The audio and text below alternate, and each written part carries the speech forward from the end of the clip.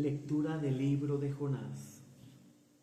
El Señor dirigió la palabra a Jonás: ponte en marcha, ve a la gran ciudad de Nínive. Ahí les anunciarás el mensaje que yo te comunicaré. Jonás se puso en marcha hacia Nínive, siguiendo la orden del Señor. Nínive era una ciudad inmensa, hacía falta 3 días para recorrerla. Jonás empezó a recorrer la ciudad el primer día proclamando: dentro de 40 días Nínive será arrasada.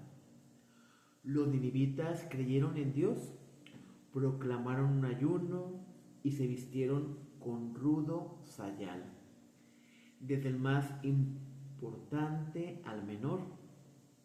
La noticia llegó a oídos del rey de Nínive, que se levantó de su trono, se despojó del manto real, se cubrió con rudo y sayal y se sentó sobre el polvo.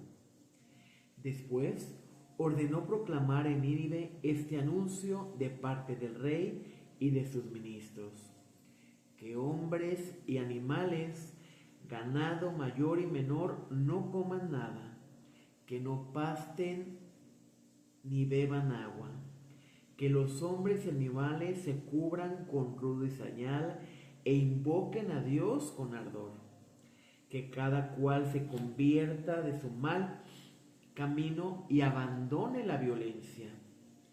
¿Quién sabe si Dios cambiará y se compadecerá?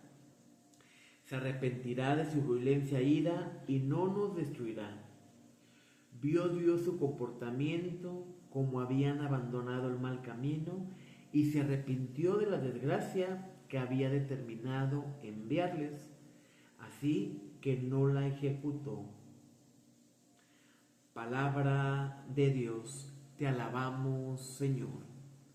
Muy buenos días, mi querido hermano. Es un gusto para mí poder saludarte el día de hoy. Y en este tiempo cuaresmal, la liturgia nos propone el libro de Jonás. Dios le hace un llamado a Jonás que vaya a evangelizar a la ciudad de Nínive y que les alente que su mal comportamiento lo tiene realmente triste, pero que si ellos no están dispuestos a convertirse, Nínive será destruida.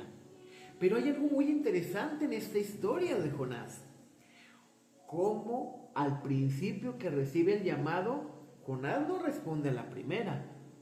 Jonás huye de esa misión que Dios le ha encomendado, y en esa huida, al navegar por el mar, aquel barco se tambalea, Jonás cae al mar y se lo come una ballena, donde estuvo 3 días y 3 noches.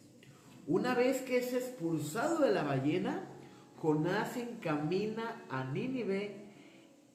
Nínive era una ciudad que no recorrías en un solo día. Entonces empieza a salir a predicar y a decirles que si no se arrepienten de su mal comportamiento, Nínive será destruida en 40 días. Y nosotros el miércoles de ceniza, que fue la semana pasada, iniciamos el camino de Cuaresma. Estos 40 días de preparación para preparar nuestro corazón, pero también para hacer conciencia qué es lo que no estamos haciendo bien, en qué nos estamos equivocando. Ya escuchábamos el día domingo en el Evangelio que nos hablaba de que Jesús había ido al desierto impulsado por el Espíritu Santo y Satanás lo había tentado. ¿Y por qué decimos que Satanás tentó a Jesús? Porque Satanás tuvo un acercamiento. ¿Qué hacemos nosotros cuando tocamos a alguien? Lo tentamos, tenemos un acercamiento. Pero Satanás supo acercarse en el momento de la debilidad.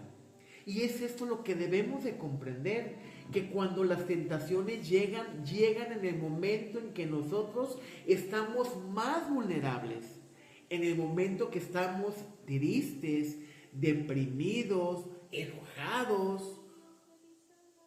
En ese momento llega la tentación en aquel pecado que más nos cuesta trabajo superar.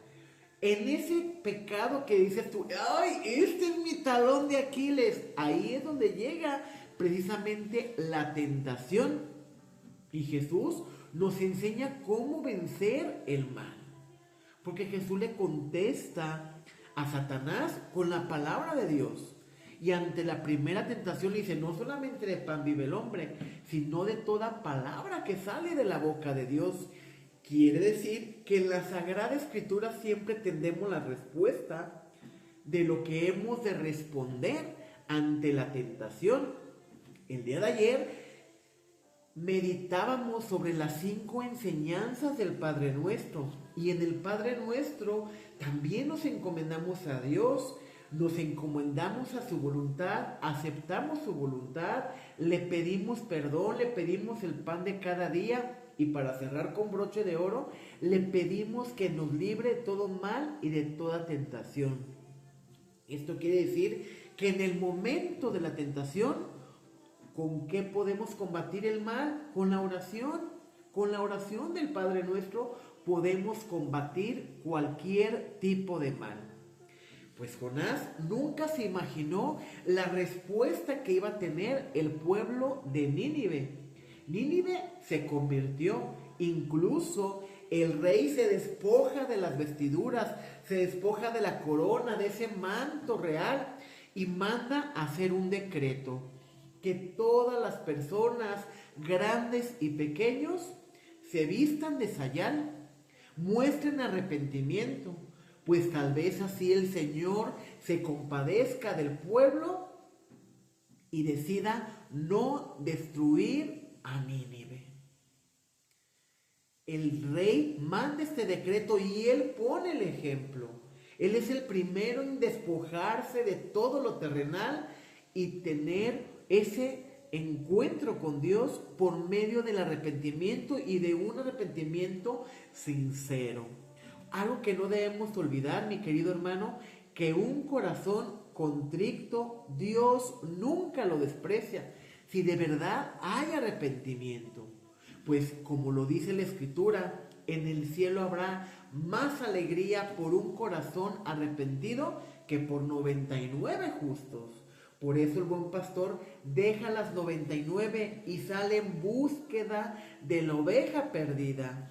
Y esa oveja perdida somos cada uno de nosotros cuando tú y yo caemos en el pecado y no estamos en gracia de Dios.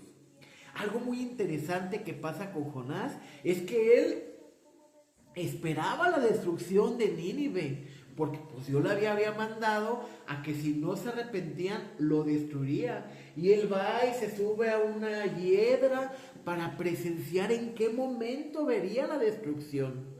Y cuántas veces nosotros como cristianos no hacemos exactamente lo mismo que Jonás.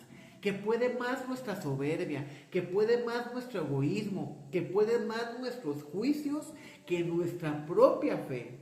Que lejos de alegrarnos cuando alguien se acerca a querer participar en el coro, en la liturgia, nos posicionamos tanto de las cosas que no dejamos que otros participen. Hay parroquias que si tú vas cada 8 días a la misma misa, es la misma persona que lee la primera lectura y el salmo y no dejan participar a nadie. Cuando es una celebración comunitaria, ¿cuántos Jonás sabemos aquí? Que estamos esperando la destrucción de nuestros hermanos, que estamos esperando en el momento en que Dios los castigue. Y no podemos mejor orar y esperar que Dios toque su corazón y esperar que Dios tenga misericordia. Por eso el Señor reprende a Jonás. Bueno, ¿y por qué te enojas si sabes que yo soy un Dios de amor, que yo soy un Dios misericordioso?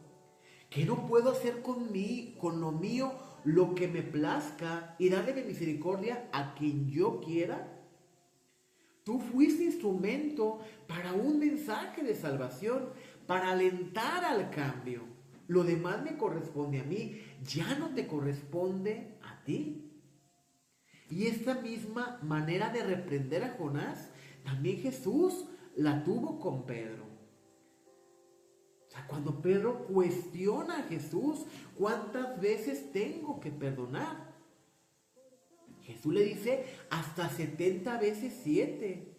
Oye, pero ¿por qué lo llamas a él? Tú encárgate de lo tuyo. Lo demás, ¿a ti qué? Y ese es el mensaje de hoy, que tú y yo nos encarguemos de nuestro propio cambio, que tú y yo nos ocupemos de nuestra propia conversión. No tenemos por qué andar de metiches en la vida del otro, juzgando al otro, criticando al otro, que si comulga, que si no comulga, que si va. No nos metamos en cosas que no nos importan. Nos importa la salvación personal. Y primero ocupémonos de nosotros mismos, de nuestro cambio, de nuestra conversión.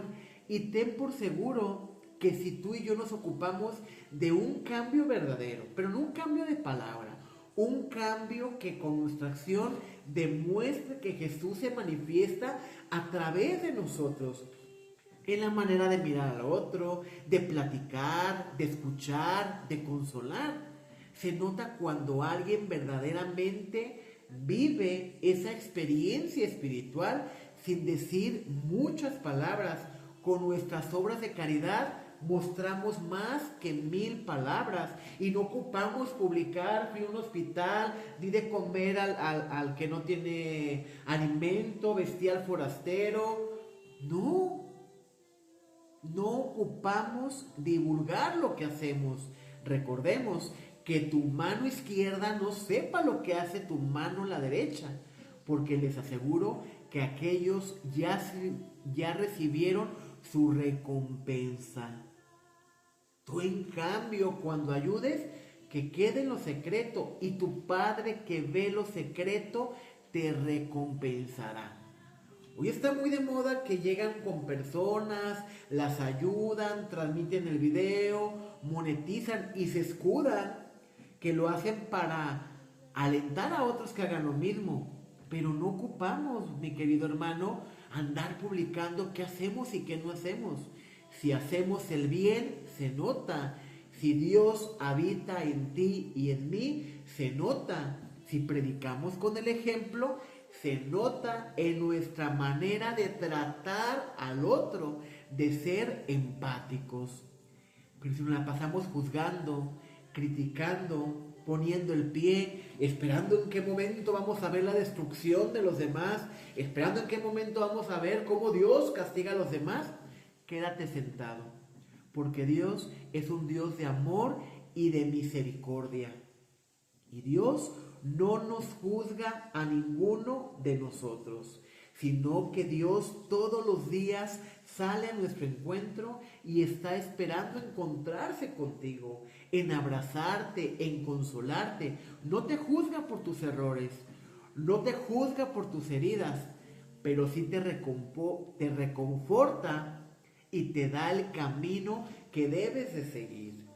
Pidamos en este día que no haya más Jonases, que queramos ver la destrucción del otro, porque como lo cita el evangelista San Lucas, aquí hay alguien más que Jonás, hay alguien más grande que la sabiduría de Salomón, y es Jesús, que nos ama y que entregó su vida por cada uno de nosotros.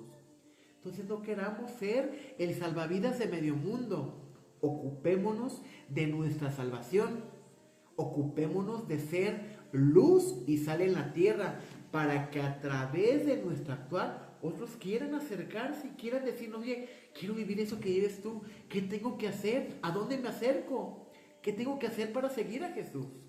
Pero porque nuestro testimonio hable por sí solo y que seamos un bálsamo en la vida del otro, no una piedra en el camino, sino un puente para que otros reciban lo que tú y yo recibimos por parte de Dios. Que la paz de Cristo esté contigo y con tu familia. Y recuerda, del 2 al 6 de marzo te estaré transmitiendo los ejercicios cuaresmales de este 2026. Espéralos para que los vivas en familia y también los puedas compartir. Bye bye y que tengas un excelente y maravilloso miércoles.